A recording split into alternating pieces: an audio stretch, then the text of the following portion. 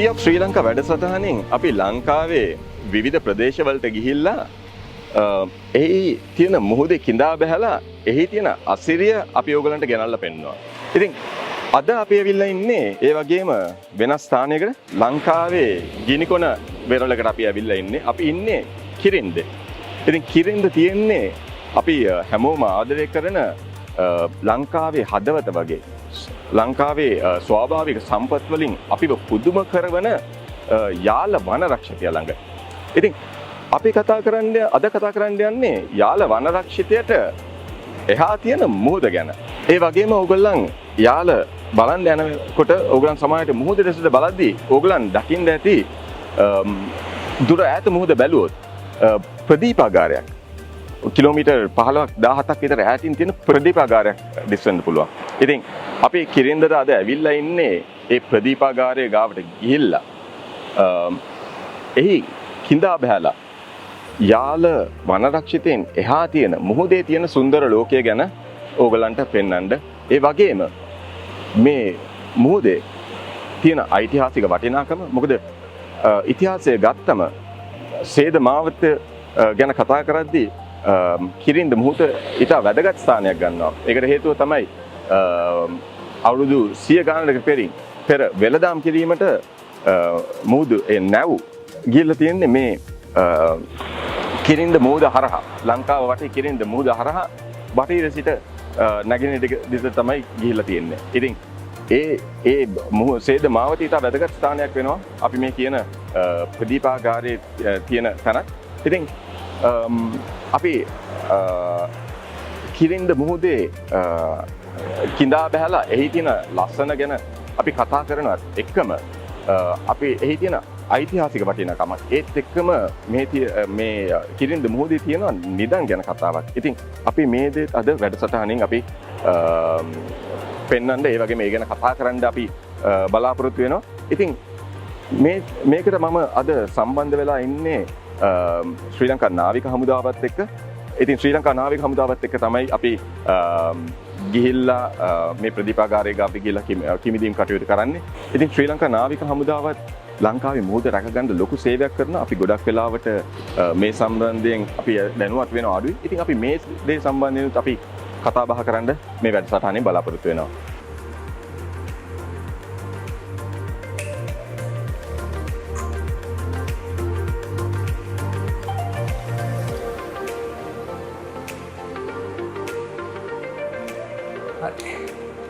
මේ diving centre එක මෙතනදී ජාතික අවශ්‍යතාවයක්. ඉතින් කෝස්ට් ගාඩ් එකනොත් මේ ජාතික අවශ්‍යතාවය මම හිතන්නේ කොයි කාලේ වගේද මේ දේ තේරුම් ගත්තේ, කොයි කාලේ වගේද මේ ඩයිවිං සෙන්ටර් එකේ ඉතිහාසය ගැන කතා කළේ? ඩයිවිං සෙන්ටර් එකේ ඉතිහාසය ගැන කතා කරොත් ඉතනත් ලස්සන කතාවක් තියෙනවා. ශ්‍රී ලංකා නාවික හමුදාවේ විශේෂ යාත්‍රා බලගණයේ නිර්මාතෘ අඩ්මිරාල් ආර්.සී. විජේගුණරත්න නිලධාරීතුමා 2008 දී ශ්‍රී ලංකා නාවික හමුදාවේ දකුණු ප්‍රදේශයේ භාර ආඥාපති විදිහට කටයුතු කරනවා. එතකොට එතුමාට නිර්නාමික ඊමේල් එකක් එනවා. ඒ නිර්නාමික ඊමේල් එක එන්නේ විදේශිකයෙක්ගෙන්. ඒ ඊමේල් එකේ සඳහන් කරනවා ඒ විදේශිකයා හික්කඩුවේ ඉඳන් ඇවිල්ලා මෙතන සිවිල් කට්ටියක් එක්ක මෙතන ඇවිල්ලා කිමිදුම් කරා, ඩයිවිං කරා. ඒ ඩයිවිං කරාට පස්සේ ඒ සිවිල් කට්ටිය මෙතන තියෙන ට්‍රෙෂර් එක අරගෙන යනවා, ගිහිල්ලා විකුණනවා වගේ මේ දැකපු දේවල් මෙයා ඒ ඊමේල් එකේ සඳහන් කරනවා. සඳහන් කරලා එයා අපේ දකුණු ප්‍රදේශයේ බාර ආඥාපති විජේගුණරත්න නිලධාරීතුමාගෙන් ඉල්ලනවා පුළුවන් නම් මේක ආරක්ෂා කිරීම කටයුතු කරන්න කියලා. ඉතින් ඒත් සමග ක්‍රියාත්මක වන විජේගුණරත්න නිලධාරීතුමා මෙතන තීරණය කරනවා රයිට් මෙතනට අවශ්‍යයි කිමිදුම් මධ්‍යස්ථානය. ඒ කිමිදුම් මධ්‍යස්ථානය ඒ සංකල්පය අනුව හැදිලා 2014 තමයි මෙතන ස්ථාපිත වෙන්නේ.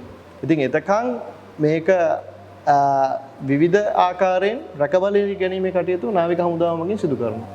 ලංකාවේ නැත්නම් ඉන්ටර්නැෂනලි ඩයිව් කරන්න කැමති කට්ටිය කිමිදු කරන්න ග්‍රේට් පාසස් වල ඇවිත්ලා මුහුදේ ලස්සන ඒ වගේ ඉතිහාසය බලන්න කැමති කට්ටිය ඉන්නවනම් ඕගොල්ලෝ එක සම්බන්ධ වෙලා මෙතන ඩයිවිං කරන්න පුළුවන්ද? ඒ ගැන මොනවද විස්තරයක් කියන්න පුළුවන්ද? පුළුවන්. ඒ කියන්නේ අපේ කිමිදුම් කාල සීමාවක් තියෙනවා. ඒ කියන්නේ සීසන් එකක් තියෙනවා. ඒ සීසන් එක ඇතුළත අපි කිමිදුම් කරන බව අපි දැනුම් දෙනවා. එතකොට ඒ පිළිබඳ උනන්දුවක් තියෙන අයට සහ පැඩි ඩයිවිං ලයිසන් එක ජාත්‍යන්තර පිළිගත් කිමිදුම් සහතිකයක් තියෙන පුද්ගලයෙකුට පුළුවන් අපිව සම්බන්ධ කරගෙන දිනයක් වේලාවක් වෙන් කරගෙන අපිත් එක්ක කිමිදුම් කටයුතු සඳහා සහභාගී වෙන්න.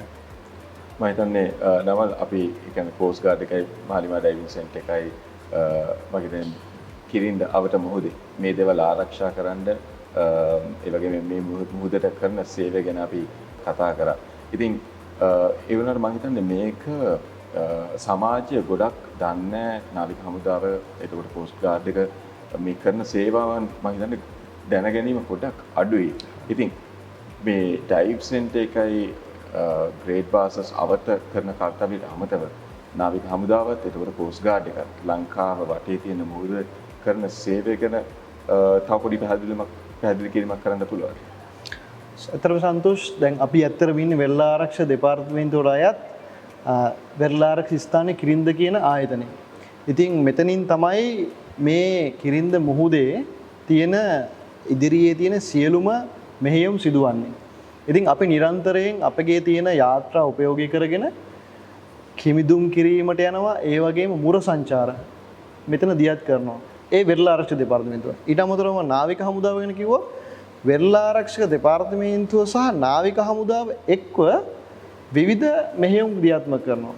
අපි වෙරළ ආරක්ෂක දෙපාර්තමේන්තුව හා ශ්‍රී ලංකා නාවික හමුදාවේ දකුණු විධානයේ එක්ව නිරන්තරයෙන් වේග ප්‍රහාරක යාත්‍රා සහ නාවික හමුදා නැව් මෙම ස්ථානයේ අසලට නිරන්තරයෙන් මෙහෙයුම් සඳහා දියත් කරලා මේකේ සිදුවන අකටයුතුකම් මොනවද තියෙනවනම් නැත්තම් මේ පිළිබඳ ගවේෂණ ඒ වගේ දේවල් නිරන්තරයෙන් සිදු කරනවා. ඉතින් මේ විදිහට ශ්‍රී ලංකා නාවික හමුදාව හා වෙරළ ආරක්ෂක දෙපාර්තමේන්තුව දෙකම එක්ව විශාල පරිශ්‍රමයක් සහ මෙහෙයුම් දියත් කරමින් මේ ස්ථානය රැක ගැනීමට අවශ්‍ය කටයුතු කරනවා. දැන් අපි ගිහිල්ලා කිමිදෙලා බලමු කිරින්දේ මුහුදේ ලස්සන ඒ තියෙන මත්ස්‍ය සම්පත ලංකාවේ තියෙන ස්වාභාවික සම්පත් අතරින් මුහුදේ තියෙන සම්පත් මම හිතන්නේ අපිට අද වැඩසටහනින් පෙන්වන්න පුළුවන්.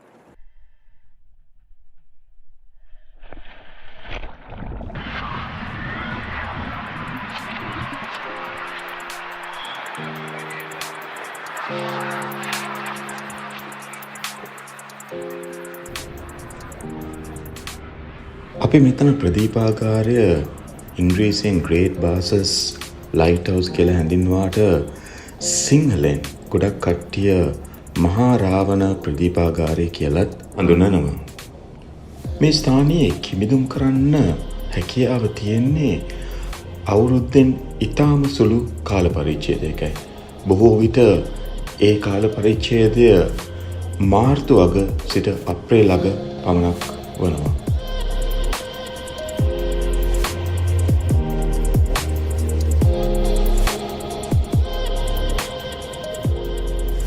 මේ ස්ථානයේ මුහුද ගොඩක් වෙලාවට රළුවන අතර වතුරේ පැහැදිලිතාවය ඉතාම හොඳ ස්වරූපයක් ගන්නවා. ඉතින් වතුරේ තියෙන මේ පැහැදිලිතාවය හින්දා කිමිදුම්කරුවන් මේ කිමිදුම් කරන්න ඉතා කැමැත්තක් දක්වනවා.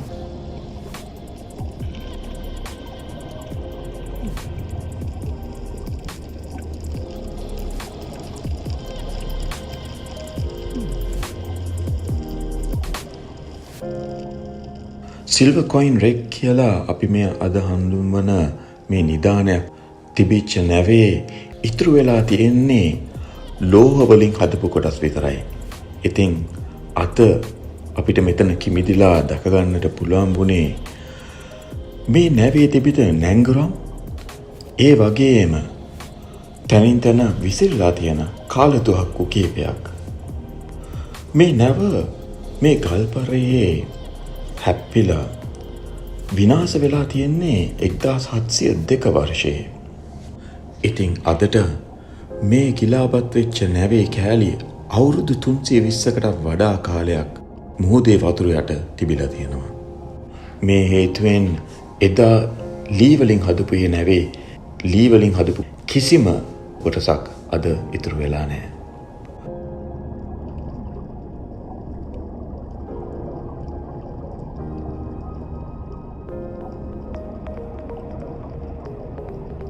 මේ නැවේ නැංගුරම් ඒ වගේම කාලතුවක්කු අපිට දකිද්දී සිහියට නැගෙන්නේ අවුරුදු 300කට එහා මේ නැවේ කාලතුවක්කු ඒ වගේම නැංගුරම් පාවිච්චි කරපු ආකාරයයි. මේ නැව ඉන්දියාවේ ටජ් මහල් හදපු ෂාජහාන්ගේ පුතෙකු වන මෝගල් අධිරාජ්‍යවරයාට අයත් නෞකාවක්.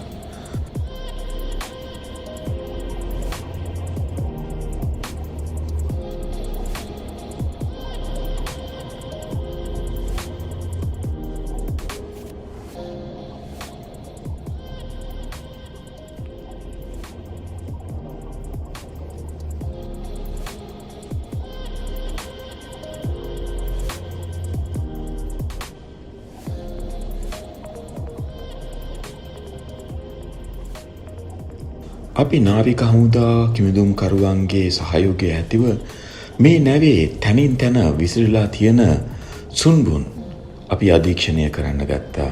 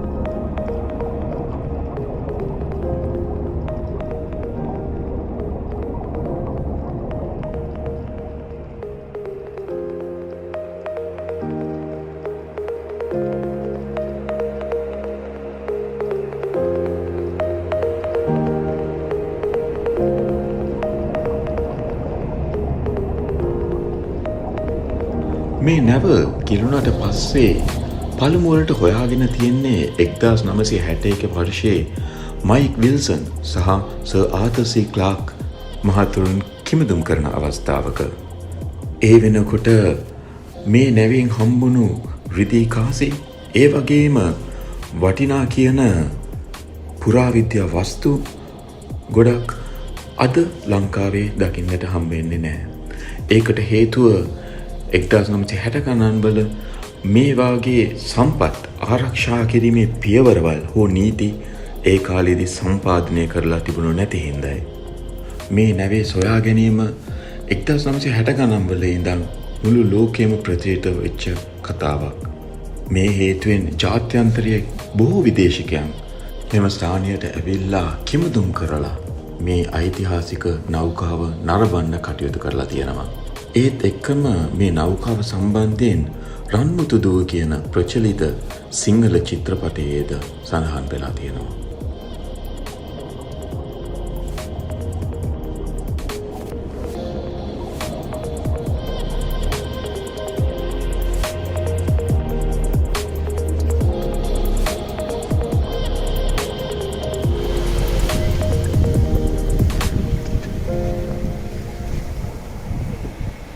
ඉතින් සන්තෝෂ් මේකේ තියෙන වැදගත්ම දේ තමයි ආතර් සී ක්ලාක් විසින් මේ නැව හොයාගෙන මේ නැව මොකද්ද කියලා හොයා ගන්නකම් ඉන්දියාවේ කවුරුත් දැනගෙන ඉඳලා නැහැ මේ ඖරංගසාබ් අලම්ගීර් රජතුමාගේ නැවට මොකද උනේ කියලා. ඒ කට්ටිය හිතාගෙන ඉඳලා නැව අතුරුදහන් වුණා කියලා විතරයි.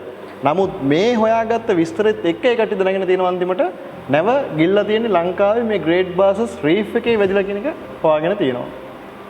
මේ අවට මුහුද නැත්නම් ග්‍රේට් බාසස් අවට මුහුද මම කියන්නේ ජාත්‍යන්තරව ලංකාවේ කිමිදුම් සමාජයේ හරිම ප්‍රචලිතයි කිමිදුම් මධ්‍යස්ථානයක් විදියට මමත් මගේ අත්දැකීමෙන් ලංකාවේ ගොඩක් තැන්වල කිමිදීමේ අත්දැකීමෙන් කිරින්ද මුහුද හරිම ලස්සනයි. ඉතින් මේ මත්ස්‍ය ජනගහනයත් සෑන්ඩ් විශාල මත්ස්‍ය ජනගහනයක් තියෙනවා.